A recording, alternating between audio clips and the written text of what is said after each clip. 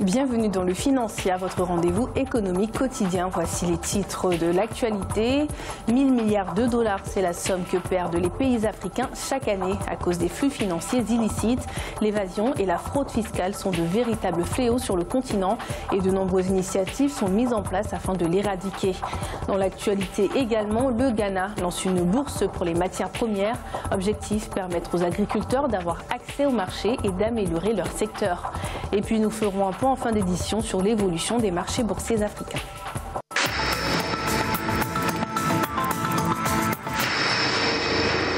Les économies africaines affichent un bon dynamisme, ce qui est toutefois entaché par l'évasion et la fraude fiscale. Selon l'initiative pour la transparence dans les industries extractives, les pays africains perdent chaque année 1000 milliards de dollars en termes de flux financiers illicites.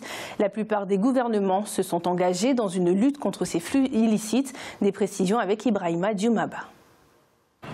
Malgré les efforts qui se sont multipliés ces dernières années, les pays africains demeurent pour la plupart confrontés à la fraude et à l'évasion fiscale. Selon les estimations de l'initiative pour la transparence dans les industries extractives, l'Afrique perdrait en moyenne chaque année 1000 milliards de dollars à travers les flux financiers illicites. D'où la nécessité, selon les parties prenantes à l'ITIE, de publier les données et les bénéficiaires des licences d'exploitation en impliquant notamment les citoyens.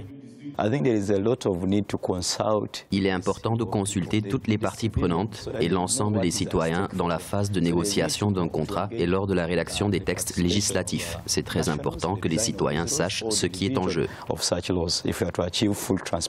L'Organisation de coopération et de développement économique et le Programme des Nations Unies pour le développement ont mis en place l'initiative Inspecteurs des impôts sans frontières. Cela a permis aux États africains de récupérer 244,2 millions de dollars entre 2015 et 2018. As a result of the Panama Papers, we saw growing momentum and growing awareness. Depuis l'affaire des Panama Papers, nous avons vu grandir un élan et une volonté dans le monde, en particulier en Afrique, de lutter contre la fraude fiscale. Nous avons besoin de lutter contre la fraude fiscale. Nous avons vu plusieurs résultats. We have seen some L'évasion fiscale, la corruption et la concussion coûtent 50 milliards de dollars par an aux pays africains et plus de 700 millions de dollars sont perdus en termes de bonus de signature perçus et non reversés aux États. Le Fonds monétaire international, par le biais de ses missionnaires, est en phase d'évaluation des développements et perspectives économiques du Gabon pour la saison 2018-2019.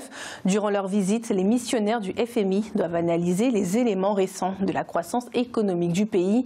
Le Fonds monétaire international passera également en revue le budget 2018, notamment les réalisations faites par les finances publiques. Il s'assurera également que le budget prévisionnel de 2019 permettra au pays de réaliser une croissance économique relativement élevée.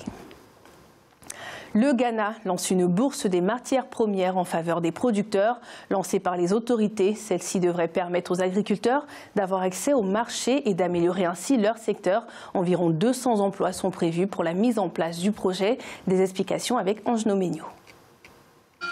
Le Ghana a lancé les activités de sa Bourse nationale des matières premières, la première du genre en Afrique de l'Ouest, pour garantir aux agriculteurs l'accès au marché, une stabilité des prix et l'amélioration du secteur agricole. Environ 200 000 emplois devraient être créés pour les agriculteurs et les commerçants de la chaîne de valeur grâce à cette plateforme. La Ghana Commodity Exchange, plateforme pour l'achat et la vente de produits listés, deviendra ainsi la première du genre en Afrique de l'Ouest et l'une des 3 bourses agricoles à opérer sur le continent africain. Le gouvernement veillera à ce qu'elle remplisse son rôle et favorise une productivité élevée, la stabilité des prix, une augmentation des exportations et une réduction des importations de produits de base. Selon les autorités ghanéennes, le négoce devrait porter sur les produits de base comme le maïs, le soja, les haricots secs, le mil, le sorgho et l'arachide dans un premier temps. Il serait possible de négocier également des métaux, des minéraux, du pétrole et du gaz selon le planning des activités de la bourse agricole. Une innovation, un projet innovant au niveau des producteurs parce que ça démystifie un peu ce qu'on appelle le négoce des matières premières agricoles. Que les producteurs au niveau de l'Afrique sont éloignés des acheteurs et cela donne l'impression d'une mal-information des producteurs. Les producteurs étant en contact direct avec les acheteurs, il y a ce qu'on va appeler la réduction ou bien l'élimination des intermédiaires. La bourse ghanéenne des matières premières prévoit de commercialiser pour la première année entre 30 000 tonnes et 5 000 tonnes de produits. 60% de taux de rapatriement des recettes d'exportation d'ici fin 2018. Tel est l'objectif annoncé par la Côte d'Ivoire. En 2017, ce taux de rapatriement de recettes d'exportation était de 30%, puis il est passé à 50% à fin juillet 2018. Une centrale des incidents de rapatriement des recettes d'exportation devrait voir le jour, ainsi qu'un module visant à situer les responsabilités de chaque acteur. Selon les autorités ivoiriennes, le taux de rapatriement de ces recettes demeure faible à cause du non-respect des procédures réglementaires en la matière par les banques domiciliataires et par certains opérateurs des secteurs pétroliers, miniers et du café-cacao.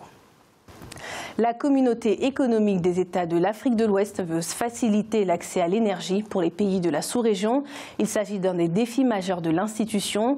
Et pour ce faire, l'espace communautaire doit relever de nombreux défis, notamment le manque de performance des sociétés d'électricité, la cherté des tarifs, le besoin de valorisation des hydrocarbures ou encore le développement des énergies renouvelables.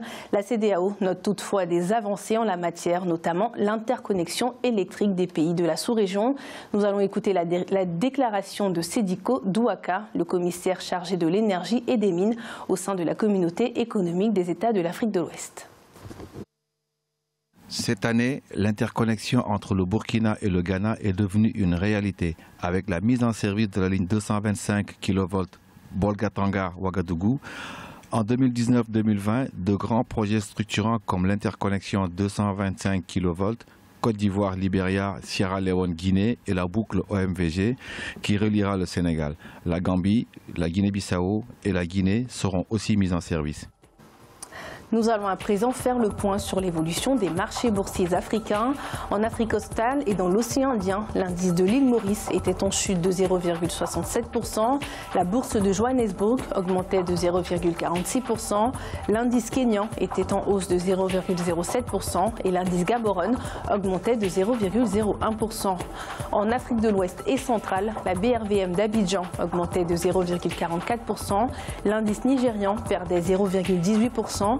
Et la bourse du Ghana était en hausse de 0,17%.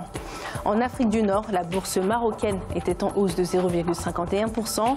L'indice égyptien augmentait de 0,79% et la bourse tunisienne perdait 0,50%. C'est la fin de cette édition du Financial. Merci de nous avoir suivis. On se retrouve bientôt pour un nouveau rendez-vous de l'économie.